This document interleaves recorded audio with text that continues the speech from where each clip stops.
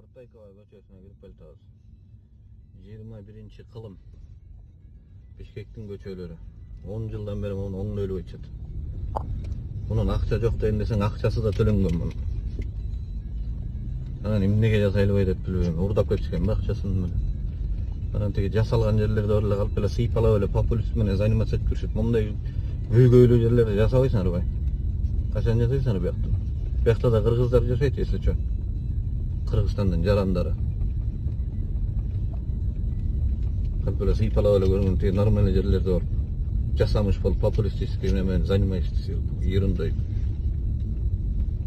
Мындай көйгөйлүү жерлерге басып көрүп, ушундай жерлерде жасаш керек. 21-кылым айылдарда көчө жакшы шаар эмес.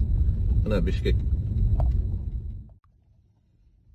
Жанагы алдыда коюлган 25-апрелде асфальтты баштайбыз деп тиги темирин коюп койгон. Андан бери карай почти 1 ай өттү. Келип даже бир жерин чукуп да койгон жок. Булар калып эле эптеп эле популист болбойм, мына иштесеңер иште, иштебесеңер колдон келген ишти кылгыла деп. Колдордон келбесе колунан келген иштерге бергиле деп. Отура бергиле кылтыйт.